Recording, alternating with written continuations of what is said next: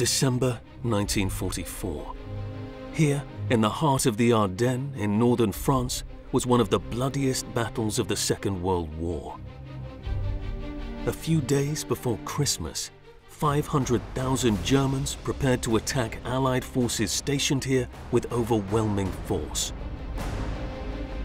The Germans prepared the offensive with utmost secrecy. The Nazi military, or Wehrmacht, deployed 3 armies, including armored vehicles, along a 120-kilometer front. In the early hours of the assault on December 16, 1944, they took American forces by surprise and inflicted substantial casualties. General Eisenhower, the commander-in-chief of the Allied troops, was determined to hold fast. The Allied counterattack demonstrated the steely nerve of American generals and the incredible bravery of soldiers at their command.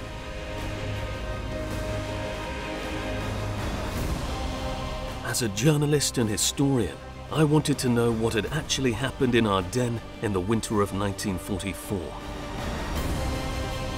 I've gone back in time.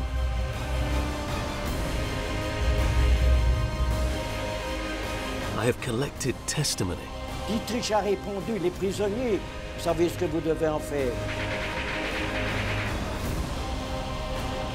Enthusiasts of living history have recreated for me the difficulties of the battle. At the heart of this icy forest, I decrypted a standoff that saw the last fires of the Reich go out. This story is, above all, one of the courage of an army of young recruits from the United States. Together, they went through all the trials, endured all the dangers, and never renounced the fight to resist Hitler's madness.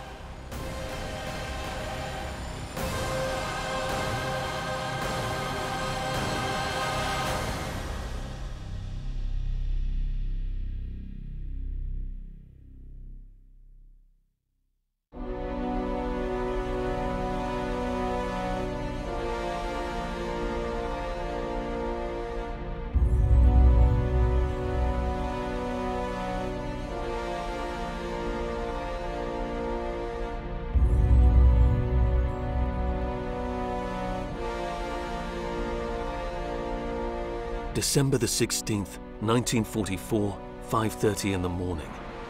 In a few moments, the troops of the Reich will launch the assault against American forces. For the Germans, it is to defend the Mutterland, the mother country under siege.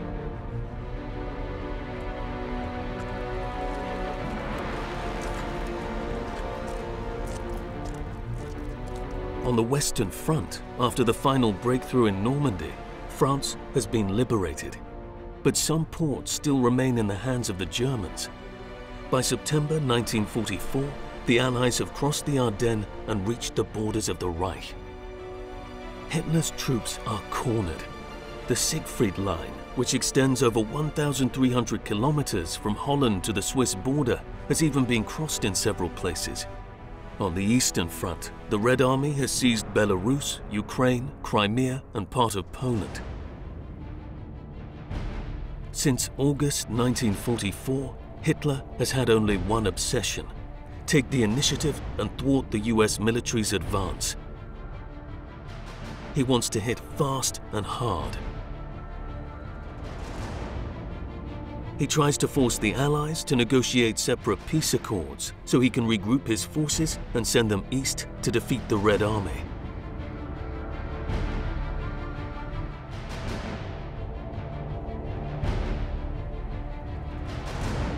Despite a series of setbacks since June 1944, his armies remain dangerous.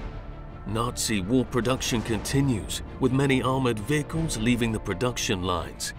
That includes a 68-ton monster, the Royal Tiger, whose 88mm gun could pierce the frontal armor of a Sherman tank from over 2 miles away.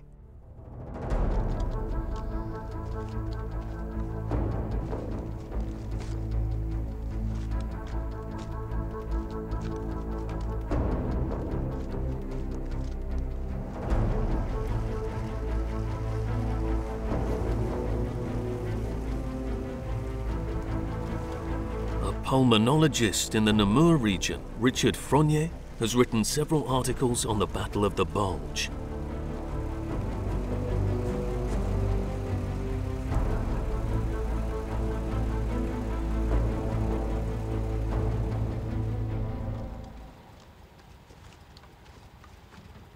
Bonjour Richard. Bonjour Serge. Enchanté.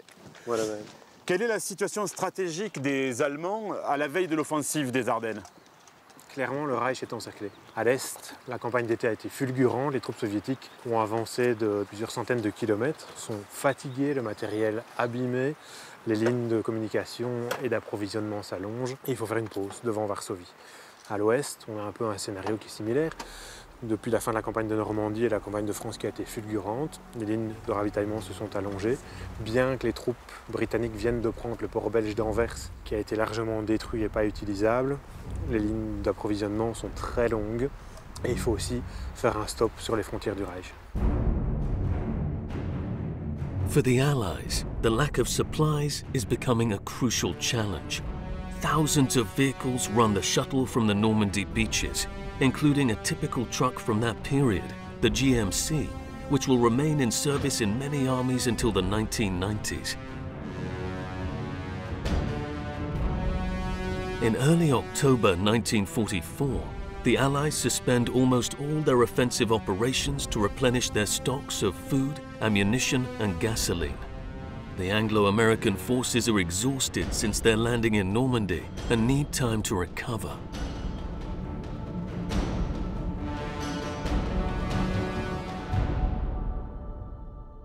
Donc il y a des problèmes de ravitaillement aussi du côté des Alliés, mais est-ce que Hitler le sait ça? Bien entendu, ça joue à sa faveur. Au fur et à mesure qu'il se remet sur ses frontières, il a ce problème inverse, se rapprochant de ses lignes d'approvisionnement, et donc la défense allemande va se raidir petit à petit, tant à l'est qu'à l'ouest. À ce moment-là, est-ce que les circonstances même, cette difficulté de ravitaillement des Alliés, ne sont pas propices justement à ce plan de l'offensive des Ardennes? C'est une partie de l'équation, puisqu'il sait très bien qu'il est acculé sur ses frontières, qu'il a perdu du terrain sur tous les fronts, et qu'il doit trouver une solution pour s'en sortir. Dans son esprit, il a un peu surestimé finalement la mésentente qui existe entre les Alliés et qu'il connaît, et il pense que s'il parvient à dissocier Anglais et Américains, il pourra peut-être négocier une paix séparée. Et donc il envisage de passer à travers les Ardennes, comme il a fait en mai 40, pour rejoindre Anvers et du coup retourner ses troupes vers le front de l'Est pour essayer d'éliminer l'armée russe. C'est donc dans ce cadre-là qu'est établi, échafaudé ce plan de l'offensive des Ardennes? Clairement. Il convoque ses officiers généraux et il leur impose cette solution qui est jugée tout à fait déraisonnable par les officiers de métier. Pour quelle raison? Essentiellement du fait de la suprématie aérienne des Alliés, de l'épuisement des troupes et des pertes très importantes en vie humaine qu'il y a eu depuis 4 ans. Mais Hitler, lui, s'obstine à vouloir passer par là. Ah, complètement. Hitler est toujours sur sa position de mai 40 et du succès foudroyant qu'il a eu en passant à travers les Ardennes et il veut rééditer cet exploit. Quel est le nom de code de cette opération, justement? Ce sera l'opération Wart am Rhein, garde au Rhin. C'est un nom de code qui laisse croire aux Alliés qu'il va rester sur le Rhin pour défendre l'Allemagne. Clairement, et qu'on se prépare à défendre la frontière naturelle de l'Allemagne, le Rhin.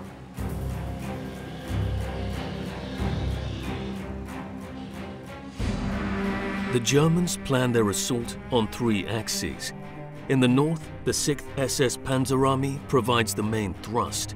Its objective, to reach Malmedy, Spa, Liège, cross the Meuse River and deploy its forces in Antwerp, a port vital to the Allies' supply lines. In the center, the German 5th Army will advance toward the river Meuse to seize the crossroads of Saint-Vith and Bastogne, before heading to Liège, Brussels and the port of Antwerp. In the south, the 7th Army will advance quickly to Givet to protect the south flank from a potential threat.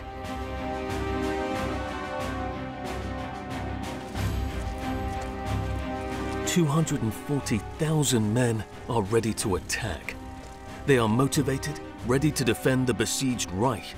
Most are fanatics. Some are hardened fighters, veterans of the Russian front. These men will be supported by 1,500 Luftwaffe aircraft. They will have 1,800 tanks and 2,000 pieces of artillery, including the feared Nebelwerfer rocket launchers.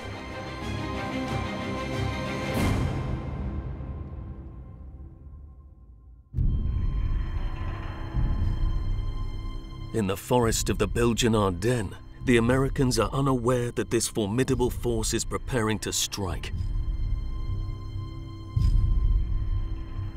Laurent Olivier is the president of the Association of the 101st Belgian Friendly Airborne, founded in 1973. The watchwords of his group of enthusiasts reenact the lives of American troops as faithfully as possible to honor their memory.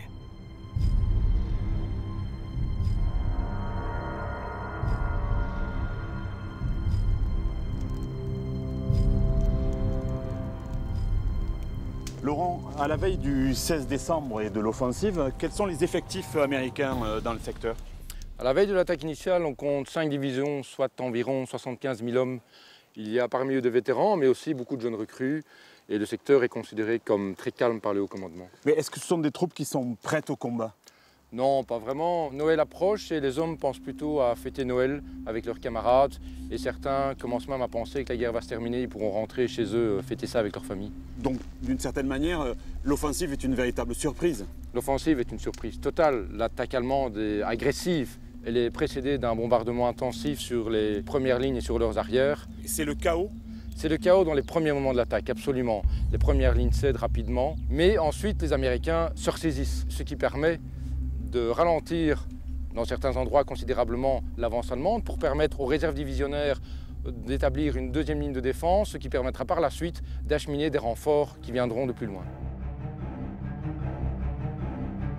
For that plan to succeed, Adolf Hitler relies on several factors. The Germans must launch a quick, brutal attack. Allied aviation must not be allowed to take off and support the troops on the ground. The Reich meteorologists are on the lookout for clouds. They forecast terrible weather. It will be Hitler's weather. The Battle of the Bulge will take place in appalling conditions: mud, fog, snow, and blood. At 5:30 on December the 16th, 1944, the German artillery opens heavy fire against enemy positions.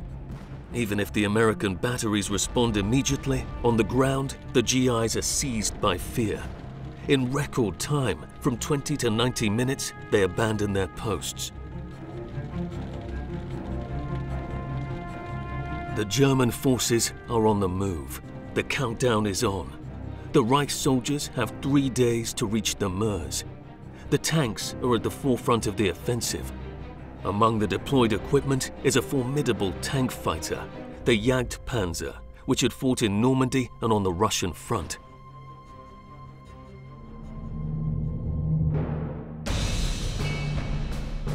The Bastogne barracks are home to an impressive armor museum. Its head, Johnny Bonner, has intensively studied the Battle of the Bulge. Est-ce que du côté allemand, les chars vont jouer un rôle important dans la bataille des Ardennes? Les chars vont jouer un rôle important dans la bataille des Ardennes, mais pas encore comme ils l'auraient souhaité, puisque les chars devaient être surtout employés une fois la Meuse franchie et déployer à ce moment-là les 2 corps blindés de la 6e Panzerarmée SS et les 2 corps blindés de la 5e Panzerarmée. Ça veut dire que le but, véritablement, pour les chars, c'est vraiment d'atteindre la Meuse le plus rapidement possible pour les blindés? Tout à fait. Les ordres de Hitler étaient clairs, atteindre la Meuse le plus rapidement possible et le plus intact possible, et essayer de ne pas trop engager les chars dans la première phase, qui est la traversée des Ardennes, qui n'est pas un terrain favorable aux chars, puisque très vallonné, très boisé. Et après avoir franchi la Meuse, la direction, c'est le port d'Anvers. C'est Anvers.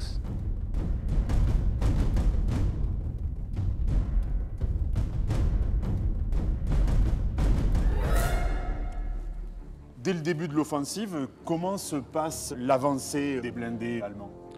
Dès le début de l'offensive, les Allemands perdent un temps précieux, dû à une résistance américaine qui est quand même plus sérieuse que prévu, dû aussi au retard de la construction de certains ponts, mais aussi ce n'est pas un terrain favorable au déploiement des chars. Et très rapidement, des embouteillages vont être créés. Il faut aussi bien s'imaginer que le réseau routier ardennais est très pauvre, donc c'est principalement des progressions en colonne. Est-ce qu'il y a d'autres problèmes logistiques? L'essence est vraiment un problème logistique majeur au sein de l'armée allemande. Les unités logistiques ne pouvaient pas circuler sur les axes principaux. C'était des rollbahns qui étaient réservés aux unités de combat. Donc ce carburant qui devait venir de très très loin mettait énormément de temps. Les unités vont rester bloquées pendant plusieurs jours, faute de carburant. Mais ils ne peuvent pas s'emparer des dépôts de carburant américains Bien sûr, si le bonheur permettait de tomber sur un dépôt américain, ils s'en saisissaient. Mais il faut savoir aussi que les Allemands produisaient du carburant synthétique à partir de charbon. Beaucoup de véhicules allemands tombaient en panne parce que c'était un carburant pauvre en taux d'octane. Et lorsqu'ils ont utilisé du carburant américain, les véhicules sont de nouveau tombés en panne, pour certains, parce que ce taux d'octane était trop élevé. Problems arise quickly on the German side. The bad weather, so desired by the Führer, is affecting his own troops.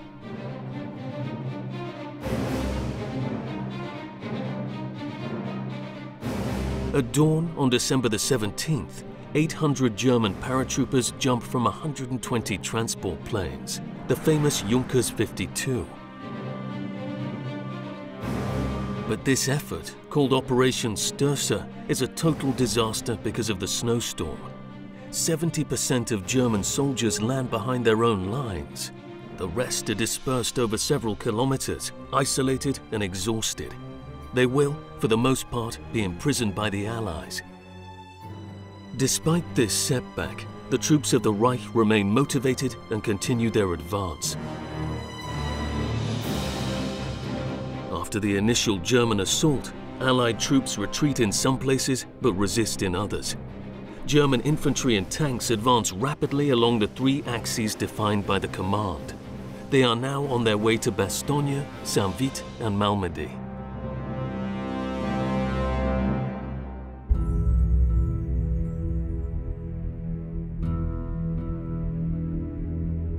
In the early hours of the German offensive, the Allied forces are literally helpless.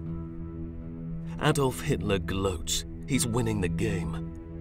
The attack has destabilized the Allied front, as Lieutenant Tony Moody later testified. I wasn't scared at first, but I became scared. We didn't get a mission, and we didn't know where the Germans were. We were so tired, without rations and with little ammunition. It was the panic. It was chaos. If you feel that you're surrounded by overwhelming force, you get the hell out of there. I wandered far. I fell upon a resting area, I collapsed, and I slept for 24 hours. The mind eliminates many images, but you remember the feeling of despair. You just want to die. In the American camp, chaos reigns as the Germans have launched an undercover operation, Operation Greif. 3 commandos disguised as GIs moved behind Allied lines and seized the crossing points on the Meuse.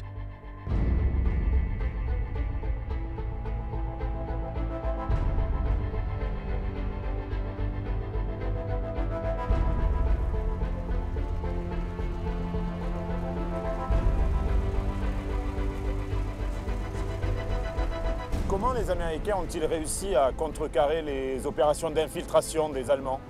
Et comme ça, ils ont installé des checkpoints, des barrages sur les routes, sur les carrefours. Ils arrêtaient les véhicules qui passaient. Ils leur posaient des questions typiquement américaines. Qui a Dick Tracy? Comment s'appelle l'équipe de baseball de New York? Des choses comme ça. Même des officiers généraux comme Montgomery ont été arrêtés et interrogés de cette façon. De cette manière-là? Absolument. Et ça a fonctionné? Ça a fonctionné.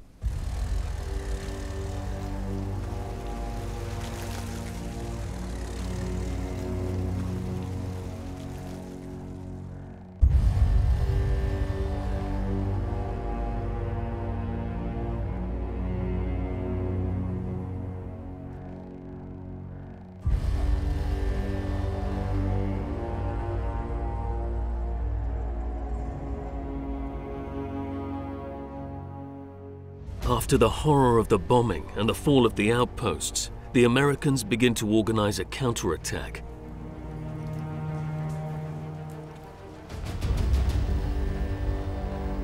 To the north, the SS of General Sepp Dietrich's 6th Panzer Army now attacks the 99th American Infantry Division.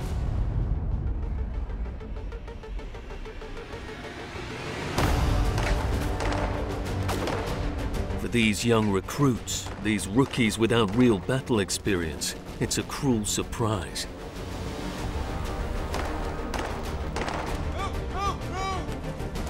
Yet in several places on the front line, these young combatants managed to slow down or even stop the enemy advance. In the village of Lanzerat, a band of 22 GIs block a full parachute battalion, the 1st SS Panzer Vanguard.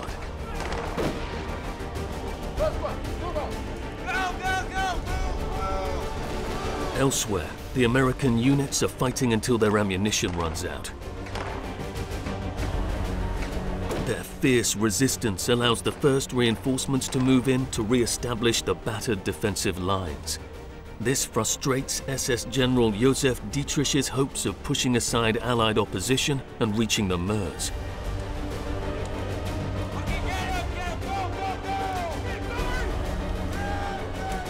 The heroism of the American soldiers in the first hours of the battle delays the start of the German offensive, but the losses are significant. Many GIs will never leave the forest of Ardennes.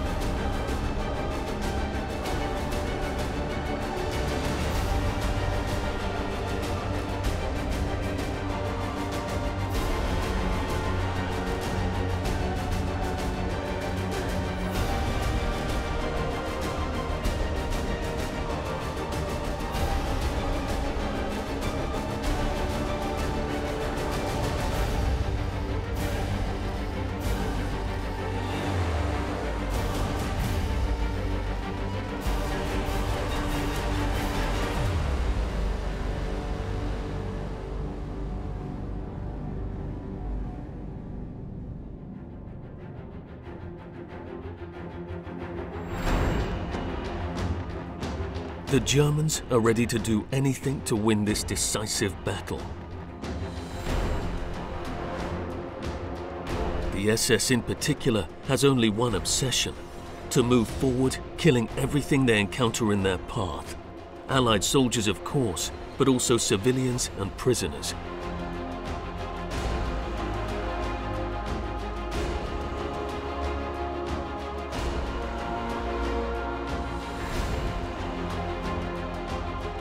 The 1st SS Panzer Regiment, led by Lieutenant Colonel Joachim Peiper, bypasses Elsenborn, grabs a fuel depot and runs for Malmedy.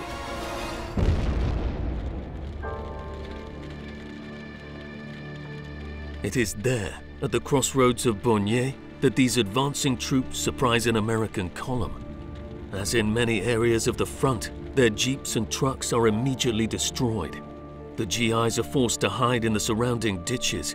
They believe they'll be saved. They're wrong.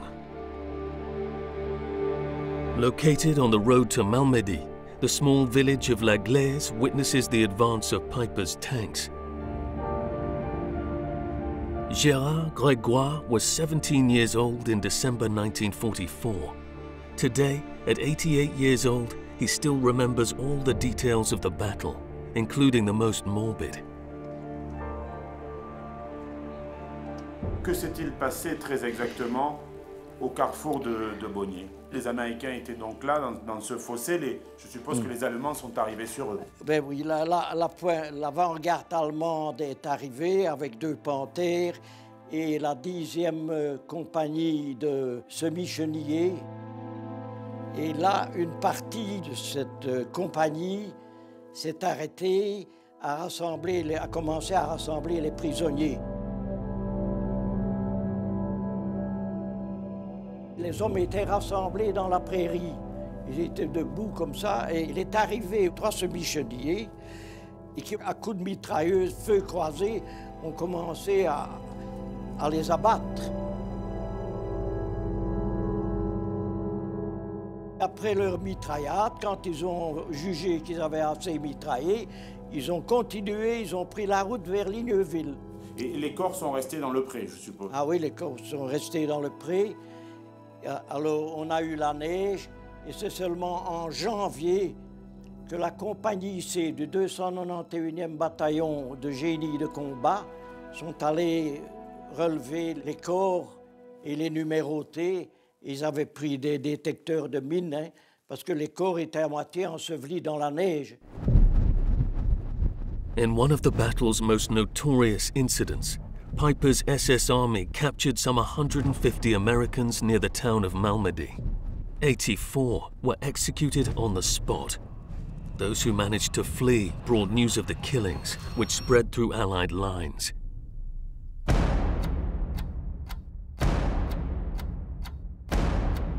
With the shock of the initial German offensive past, and despite the advance of enemy forces, the GIs are recovering, fighting, and not giving up.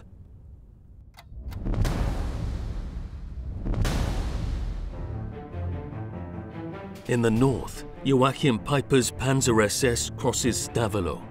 But Piper makes the mistake of not occupying the city. The Americans quickly take it back and hold it. Piper finds himself isolated. His supply lines are cut off. In the middle, the GIs desperately cling to one of the most important crossroads in Ardennes, Saint-Vite. In the south, the Germans therefore set a primary objective: to grab an important communication node consisting of 7 roads, Bastogne. From the very first days of the German offensive, General Eisenhower understands the need to defend Bastogne, threatened by 3 divisions of the German army. On December the 18th, he dispatches the 101st Airborne Division. The paratroopers make the journey standing upright in truck beds.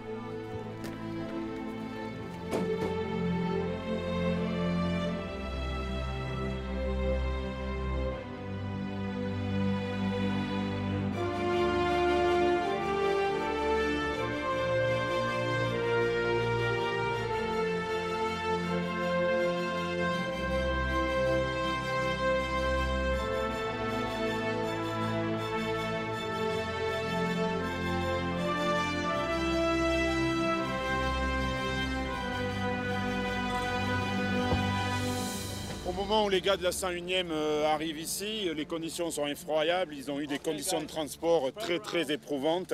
Ils sont épuisés. Est-ce que leur intervention sur Bastogne est décisive?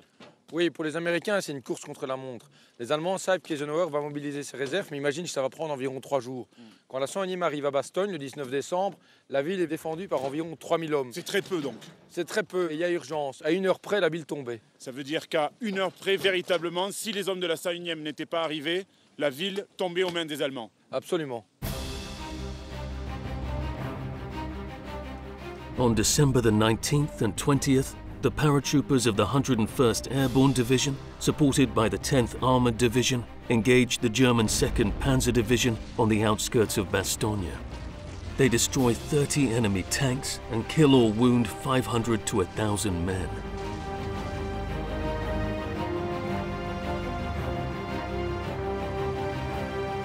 This decisive action delays the German attack and allows the 101st to shore up the defences of this small Belgian city.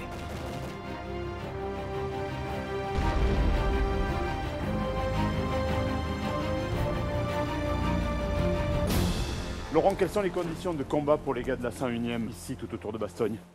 Quand ils arrivent, il fait encore assez doux, il ne gèle pas. Mais à partir de la nuit du 21 au 22 décembre, il va commencer à geler et à neiger.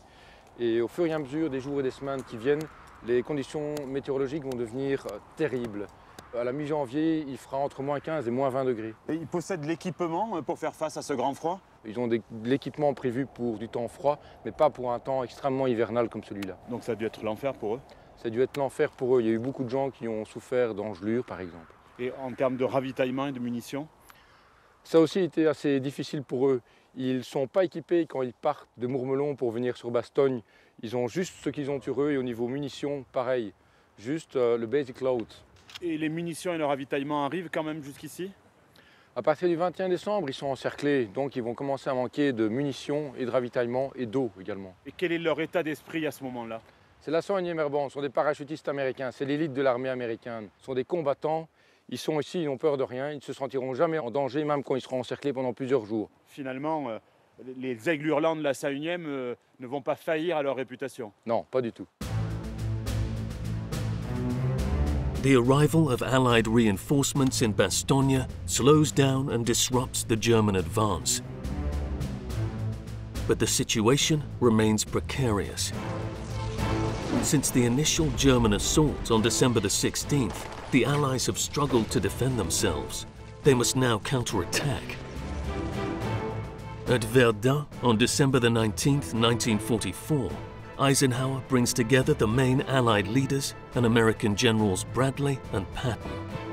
The Commander-in-Chief of the armies requests the support of the British forces to help his generals stop and push back German troops now approaching the Meuse. He orders Patton to lead a counterattack from the south. There's a slight problem though. The Third Army is 200 kilometers from Bastogne. That's very, very far, especially given the bleak weather conditions. But General Patton favors quick, powerful offensives. He promises that his tanks will take the besieged city in less than 48 hours. Observers in Verdun on December the 19th think Patton's kidding. He's not. If the British can position themselves along the Meuse to the south, then General Patton can send 3 army corps, or 100,000 men and hundreds of tanks to the north. The Third Corps has Bastogne in its sights. To the north, General Hodges' First Army redeploys to counter the German advance.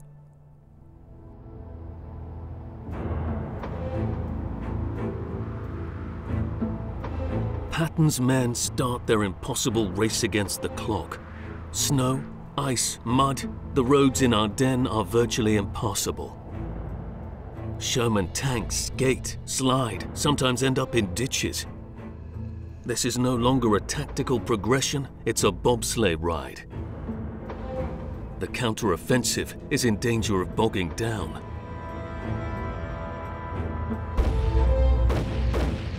In and around Bastogne, despite the Germans' numerical superiority and constant assaults, the Americans continue to resist. But for how long?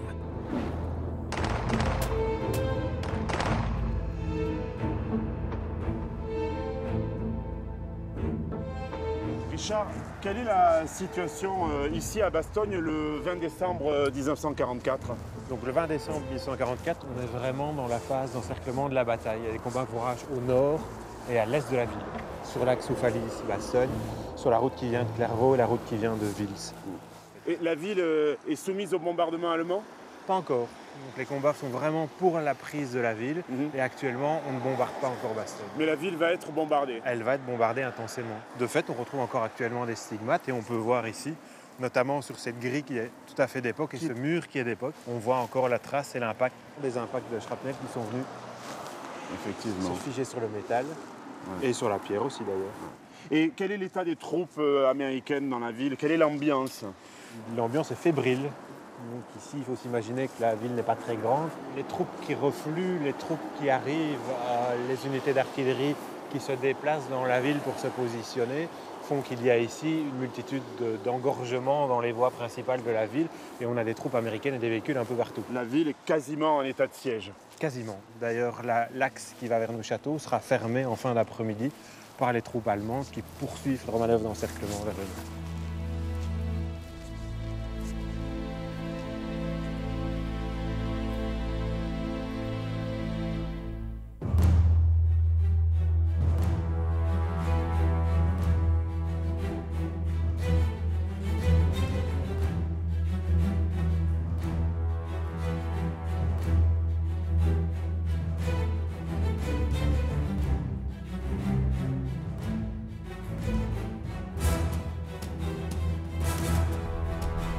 The Germans are more determined than ever to sweep away Bastogne and finally reach the Meuse.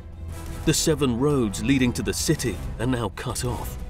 The Allied defenders are surrounded and highly vulnerable.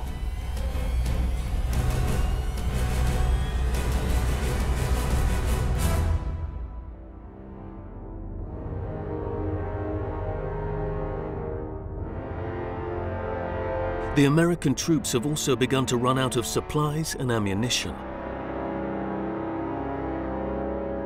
Worse still, since the 15th of December, the temperature has dropped.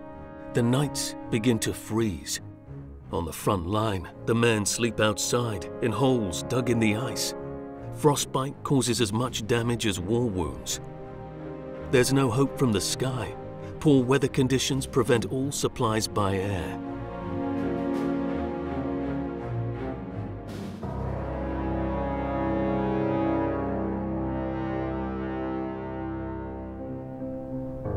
As of December the 22nd, the artillery pieces can only fire 10 shots a day. To make matters worse, in the Bastogne area, the Americans are outnumbered 1 against 5.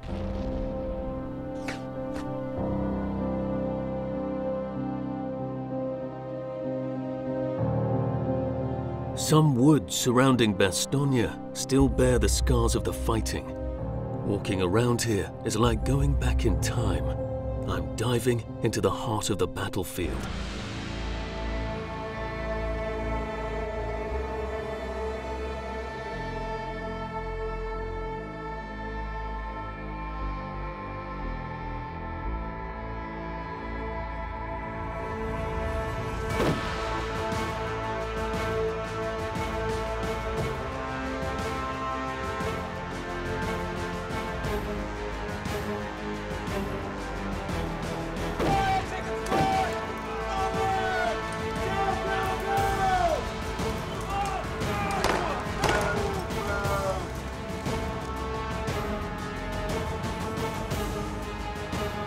The American army is putting up resistance along the whole front.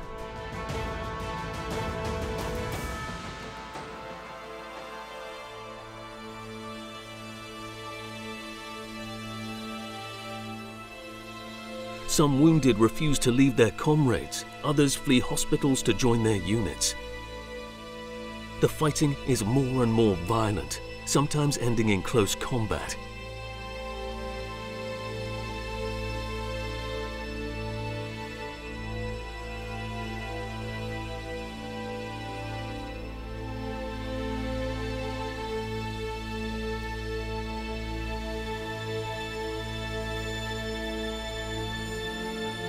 To the north, news from Saint-Vite, the other strategic node of Ardennes, is not good. After resisting for 6 days and 6 nights, GIs are forced to let go. Threatened with encirclement, they received the order to abandon the city. In Bastogne, one question remains. Will the men entrenched in the small town have to lay down their arms? The men of the 101st Airborne Division have been fighting courageously for 3 days. On December the 22nd, the Germans send in 2 envoys with a message intended to begin the process of surrender. Their message goes up the chain of command to General McAuliffe at the 101st Airborne Division headquarters.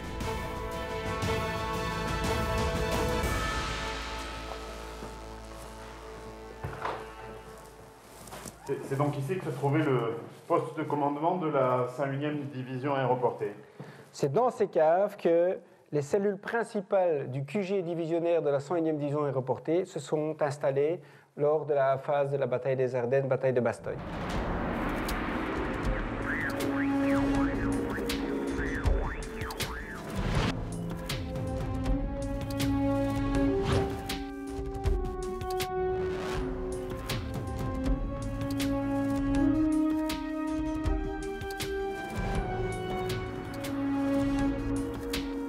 It is in this basement that General McAuliffe and his deputy, Colonel Moore, received the letter. They learned that the 2 Germans, whose eyes were immediately blindfolded, are waiting for an official reaction. Jones tend le document au colonel Moore, qui l'ouvre et commence à le lire. Au fur et à mesure, McAuliffe s'énerve, crie « nuts ». Il prend les documents, il ne les lit même pas, les regarde et les jette par terre. Il remercie le Major Jones. Le Major Jones se rend de nouveau à la compagnie F, où sont restés les deux officiers allemands avec les yeux bandés et donnent la réponse. McAuliffe at first ignores the demand for surrender. The German officers insist on protocol. They want a proper response.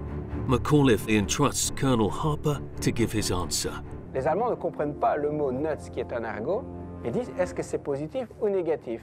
Et là, Harper dit c'est la même chose qu'aller en enfer. Un refus catégorique. Un refus catégorique. Ce nuts symbolise toute la résistance américaine dans la bataille des Ardennes.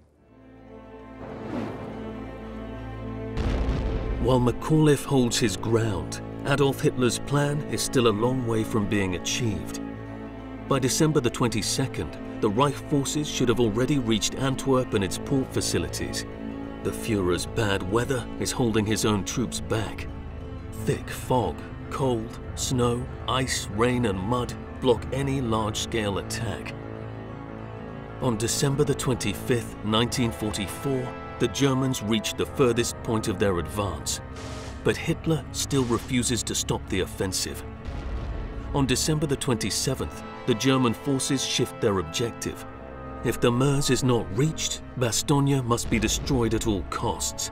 It's a new Stalingrad. For the Allies, all hope now rests on General Patton's counterattack.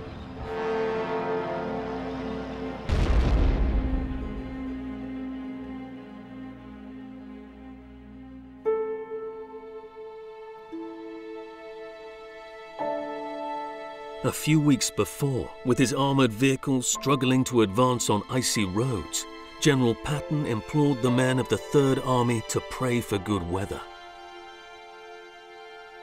Almighty and merciful Father, he said, we humbly beseech thee of thy great goodness to restrain these immoderate rains with which we have had to contend. Grant us fair weather for battle. Graciously hearken to us as soldiers, who call upon thee that armed with thy power, we may advance from victory to victory and crush the opposition and wickedness of our enemies and establish thy justice among men and nations. Amen.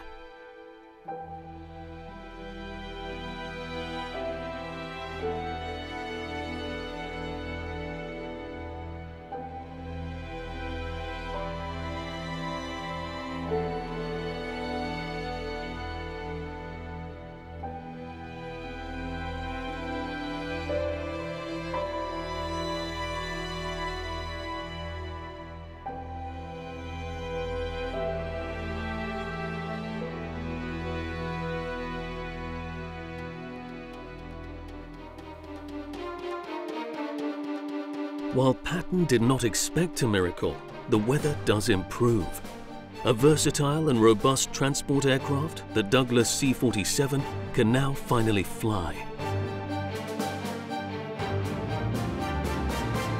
On December the 23rd, 24th, 26th and 27th, the weather improves. Allied aircraft can finally resupply Bastogne. In total, 962 planes drop 850 tons of equipment and supplies in the perimeter of the encircled city.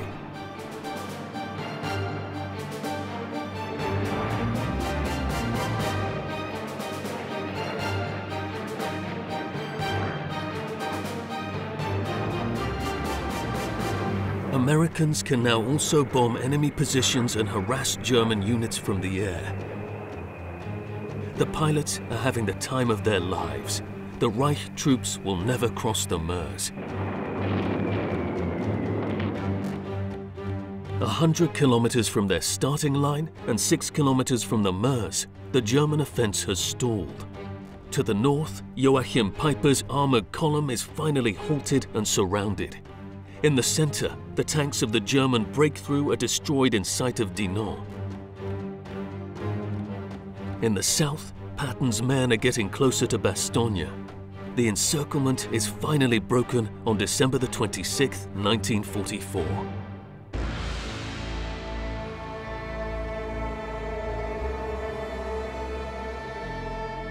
General Patton has won his insane bet. In 4 days, his troops have reached Bastogne. On December the 26th, in the afternoon, infantry elements supported by a few Sherman tanks join up with the besieged men. But the end of the siege does not mean the end of the fighting. The Howling Eagles of the 101st Airborne Division have yet to fight. The Germans are still determined to take Bastogne.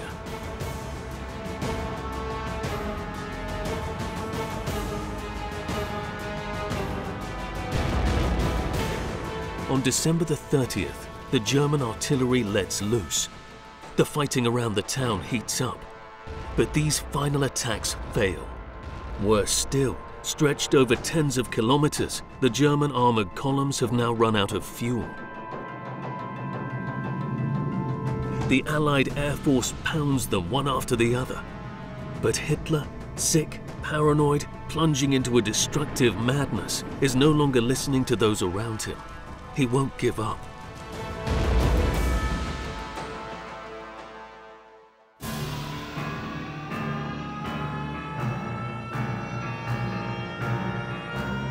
On January the 1st, 1945, the Führer orders a new large-scale attack. From the air, it's called Operation Bodenplatte. Its purpose? To annihilate Allied airfields and destroy the American bomber fleets that are pounding the cities of the Reich.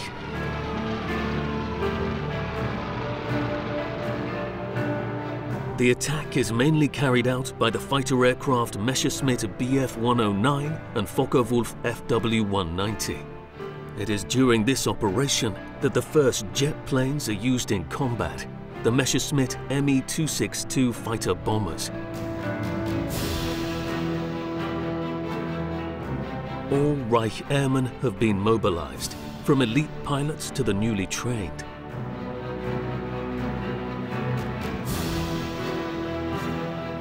"900 aircraft, fighters and fighter bombers attacked 27 Allied airfields in France, Holland and Belgium. One of the greatest air battles of the Second World War begins.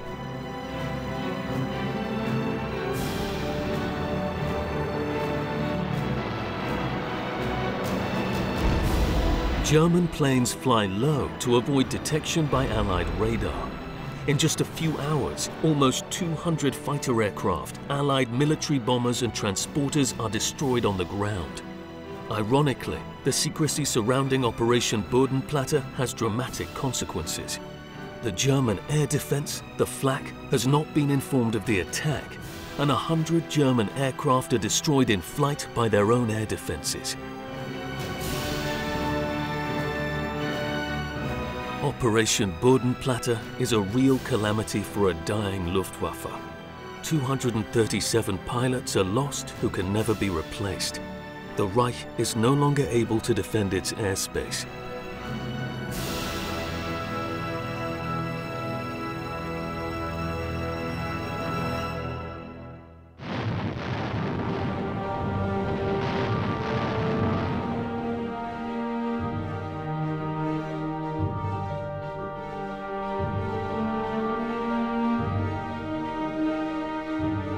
The German offensive is now contained on the Ardennes front. The troops of the Reich are stopped a few kilometers from the Meuse. Bastogne doesn't fall. General McAuliffe and his men have done it.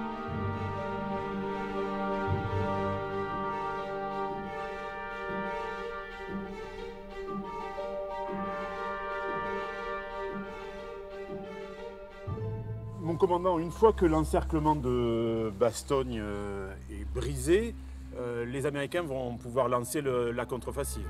Non, la contre-offensive a déjà commencé avec Patton qui attaque avec 3 divisions à partir du 22 décembre. Quelles sont les intentions d'Eisenhower en lançant cette contre-offensive? C'est de rejeter les Allemands sur leur base de départ? Ce que les Américains auraient voulu, c'est de pouvoir enfermer les Allemands dans une poche. Montgomery va tarder et va permettre aux Allemands de se replier en ordre et d'assurer de bonnes positions de défense. Et c'est là que les Américains vont avoir leurs pertes les plus terribles. Au mois de janvier? Fin décembre, janvier, oui. Ça signifie que non seulement la bataille en elle-même jusque-là avait été particulièrement dure, les soldats avaient beaucoup souffert, mais ils vont encore souffler encore beaucoup plus dans la deuxième partie. Tout à fait. Et le mois de janvier va être absolument terrible. Même Patton va écrire « On peut encore la perdre » tellement les pertes sont importantes.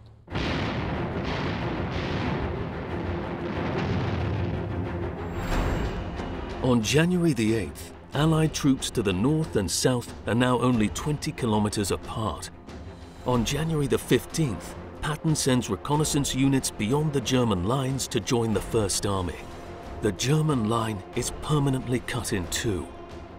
On January the 28th, 1945, 43 days after the beginning of the battle, the German armies have moved back to their starting positions behind the Siegfried Line.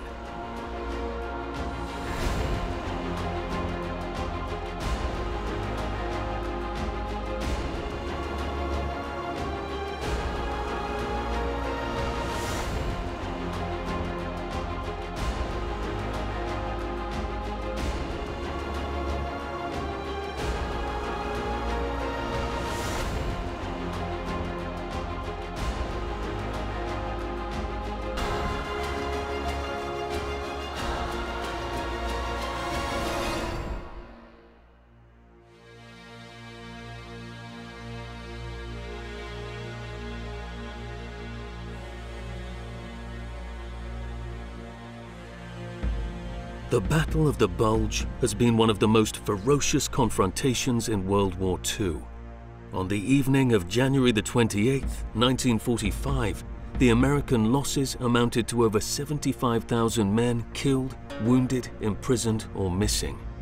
The British had lost 1,500 of their own. The Führer's destructive madness precipitated the fatal chain of events. In the mud of Ardennes, the Wehrmacht lost 110,000 men in an offensive that appears today to have been Hitler's last hurrah. 2,500 Belgians also died, hit by bombs or executed by the SS.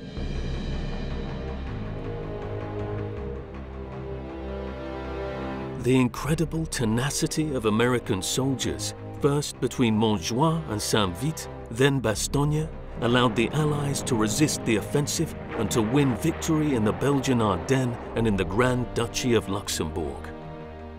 The British Prime Minister, Winston Churchill, was not mistaken when he declared in the Gallery of Parliament on January the 18th, 1945, "The Americans have engaged 30 or 40 men for every one we have engaged, and they have lost 60 to 80 men for every one of ours.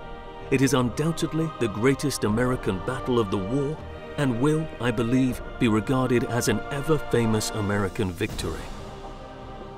On the German side, what remained of the 6th Panzer Army left Ardennes on the Eastern Front. Sepp Dietrich's SS would try to stop the Russian steamroller now on its way to Berlin. Not many men would come back alive. For the Americans, the Rhine and Central European campaigns would set the stage for long months of bitter struggle in the heart of the Reich. World War II was far from over.